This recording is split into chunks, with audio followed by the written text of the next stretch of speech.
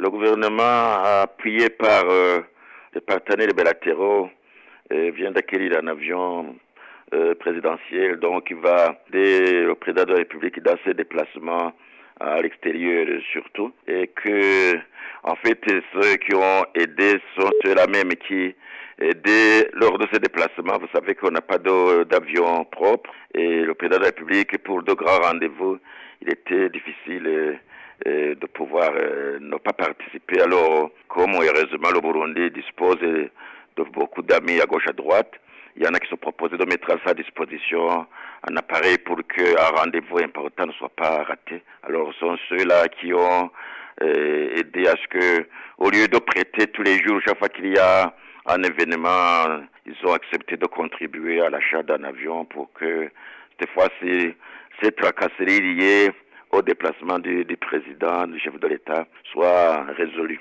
C'est donc un don? Bon, c'est une sorte de don, puisque si quelqu'un accepte de contribuer à l'achat et que ne vous demande pas de le rembourser, ça devient un don.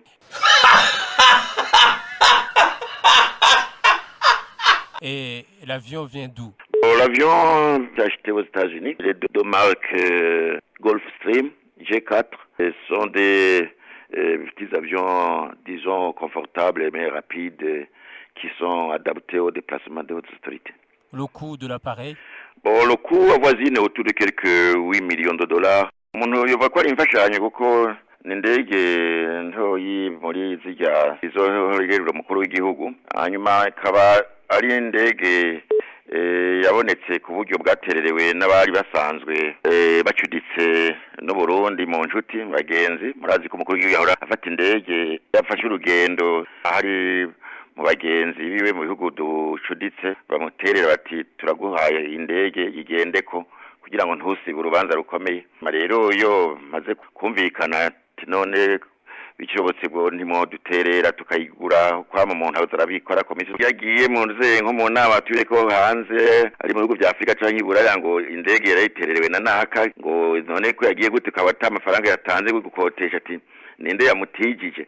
Nivyo muntu nabacuti nyene basanzwe bakunda Burundi. Indege yaguriwe muri Amerika zoba zishika nk'umunani z'amadolari, niyo yamara gushika n'intuze byose byamaze ko turayirindiriye gushika ngaha, niho umuntu azoca amenya neza ati mu by'ukuri yashitse ngaha, mugabo ni muri ayo ni hafi miliyoni 8. Abafashije n'abanyaburaya canke n'abanyafrika? Oya, wowe wese asanzwe akundana no Burundi arafasha.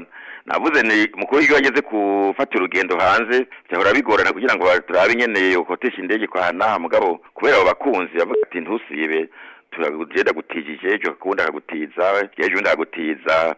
Inshuti ziri hose zibiburaya, ziba muri Amerika, ziba muri Afrika, ihambaye gusa nuko umuntu atabari nyamwigenda ko hagira ugira ati kanda gufashe ko amamisi yose ugenda urafata lift, si byiza cyane. Oh la la la la, Peter Nkurunziza kuva yafatiye ubutegetsi nashaka kuva ku ntebe y'ubutegetsi, ariko se Peter Nkurunziza nubona ko urutwe rwawe rumaze kubyibuha n'umudigi wawe n'ikida cyawe kimaze kubyibuha ashwida. Iri ni ijwi ry'umunyagihugu yababaye kandi yatuntuye, ushiraho rishimye uribabarire wongere uryumvire, ntukifuze kwegera umunyagihugu.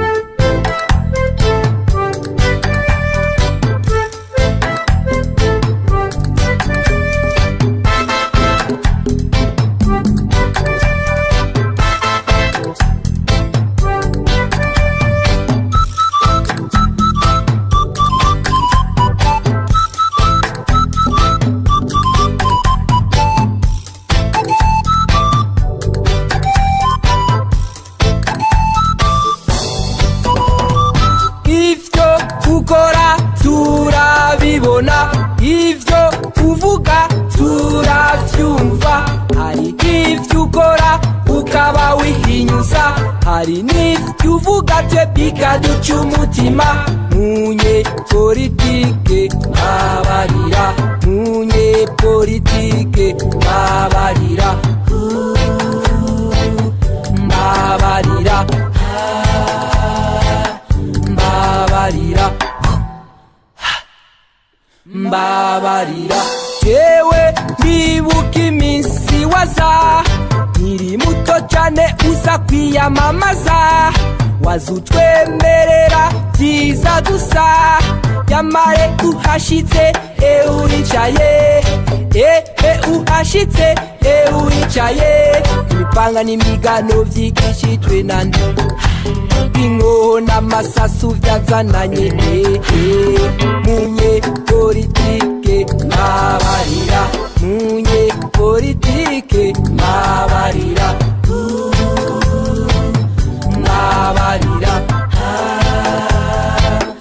mabarira mabarira harahubeshu munyagihugu uti mufashe uca ngufasha yamari uhashitse ntiyuwicaye iyo uhashitse ntiyuwicaye ugendera mu mituka misa myiza wiyamira mu nda y'indege akira amagorofa ebugaca ugateranya batatu bapfa wa munyagihugu yagutora wa munyagihugu yagushira akama n'intekera ku mutwe akama rikarahunga yeme akama n'ubwoba kubw'ivyuvuga akama yugarije n'ubugeni yakikwa n'amagara navugwe agize ngo arafunzwe ntasame canga agafungwa atacazira aho nahataraye mu kabande none wumvagiye kubuwande ukwiye kuba ari wewe wamuserukira munye politike mabarira ivyo ukora turabibona ivyo uvuga turavyumva hari ivyo ukora ukaba wihinyuza hari n'ivyo uvuga twe bikaduca umutima munye politike mabarira munye politike mabarira mabarira mabarira mabarira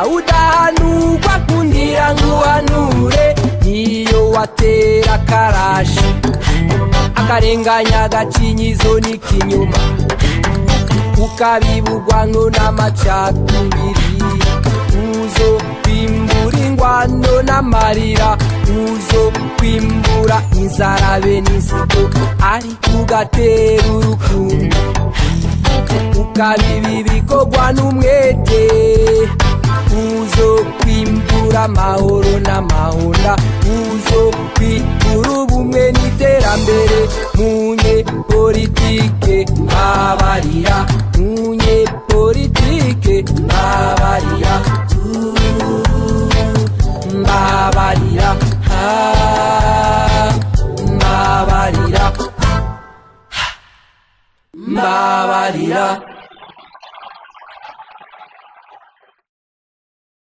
bareke nabo bibe buri muntu wese yajyaga kwiba ibrona yaribye ubu sendede nawe iri kwibiba agato nawe arindiriye kwiba ye baba we tuzababa kasugura we uko usohoye amabanga yose y'ubujumbura hanze yo baba we niko tubamenye ko sendede iri kwiba ku murango sase grave vrema warabitoye uretse ko agato nawe arindiriye ko ikinda cyo kibyibuhe hanyuma biba Burundi we Tanganyika noneho bazoyimara n'amafi nayo tuzosubira kuronga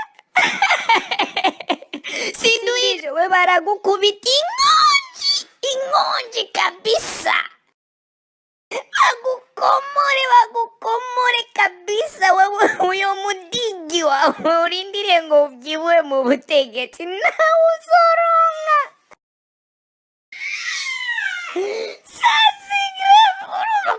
no ubu rero ni ibintu by'ubuseri ayo mahera mwonona mu migambwe muzane tuyarimishe abantu baronga ibyo kurya iyo ni nama ndabagiremo ababonomwe mwabibono